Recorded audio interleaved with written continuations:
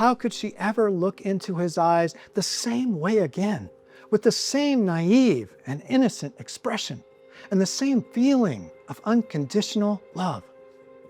How could she ever trust him again? He had become a monster, yet another brutal beast of the forest, mercilessly hunting for his next conquest and lacking true love in his heart.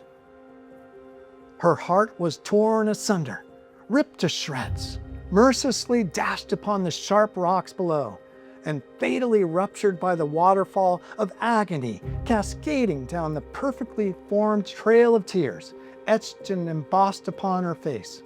She shifted in a rhythmic trance between the numbness and disassociation of unconsciousness and the unrelenting, shocking return to the new hellish reality of her life.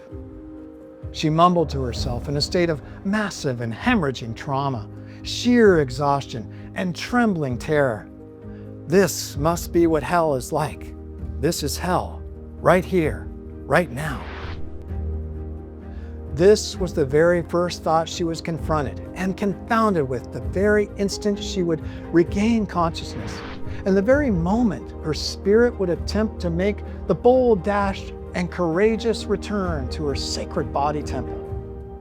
But rather than being met with the warm sunlight of goodness, the sun now failed to rise in her day again, in the same way it always had before. The light seemed to shift its posture upon the horizon and to dim its brightness and glimmer. And as the sun bid her long-awaited adieu beyond the veil, the high yellow moon refused to come out and play. Darkness had emerged and smothered her life, and had turned her day into night. Where is the love and the light to be found? She whispered and whimpered. This was the withered, deteriorated, and distant state of absolute shock and indescribable grief that Johnny found rippling across the face and writhing within the heart of the love of his life once he returned home from work later that evening. His heart dropped and the blood drained from his body as he instantly knew his deepest and dirtiest secrets, which he had been carrying and bearing all these long years, were finally exposed. The man he had been dysfunctionally harboring and stowing in secret was now naked and exposed for all the world to see, as he desperately plotted how he could minimize the damage. Joanne saw Johnny appear like an apparition in the distant periphery of her hallucinatory vision, march into the dim and dark dungeon of her battle-weary thoughts, and emerge within the turmoil of her seething and seizing emotions. She could not even recognize him when she laid her eyes upon him. Instead, she saw a massive monster, a voracious predator, and a heavily armored alien being who she could no longer recognize or trust. He had broken all the years of trust she had carefully dedicated and foolishly invested into this one man, just like a precious and delicate vase, irrevocably shattered into coarse and random pieces upon the cold, hard floor.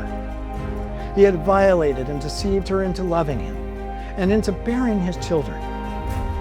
The predacious and shockingly graphic images he had been engaging in, which were now painfully seared and mercilessly sealed deep within the innermost vaults of her mind, now openly spilled and mixed into the precious memories they had spent together, making love, tainting, poisoning, and corrupting them.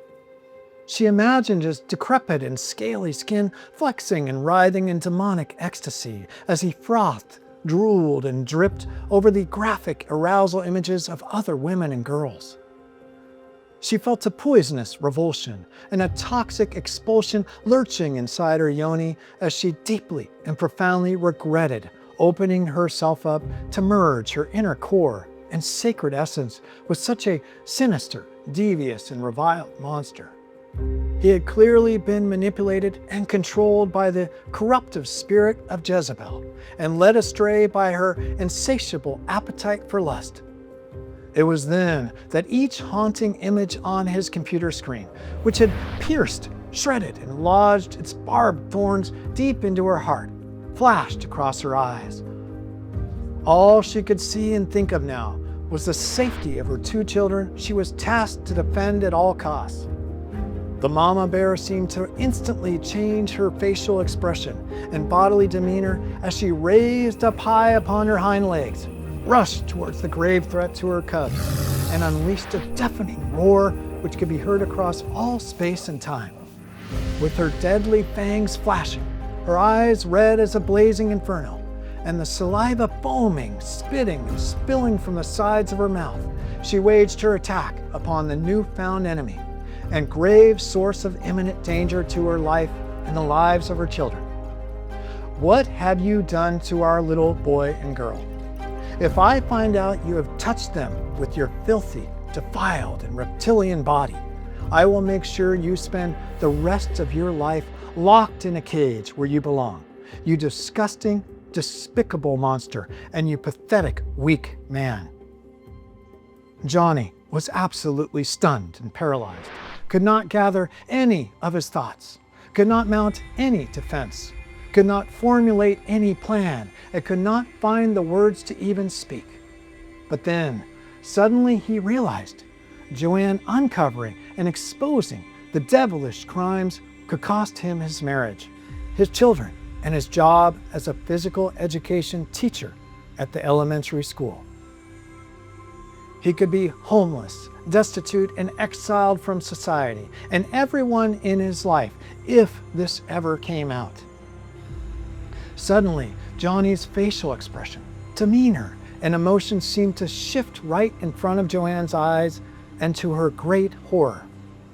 With a cold, calculated tone, and from a place of mechanical and razor-sharp rationality, Johnny hatched his bold defense and mounted his desperate climb for freedom up the sheer, slippery cliffs of the insurmountable walls he had encircled and trapped himself within, and the dark web of lies he had entangled and caught himself within.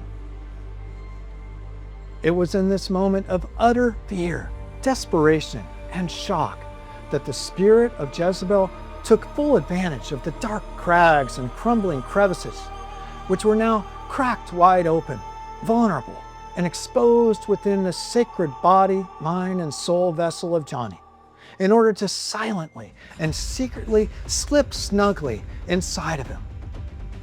The spirit of Jezebel wanted nothing more than to seduce and mislead him with the voracious and deceptive intent to silence the truth and faith, to block its power to heal, and to manipulate, suppress, and distort the word of God from emanating through the mouth of Johnny.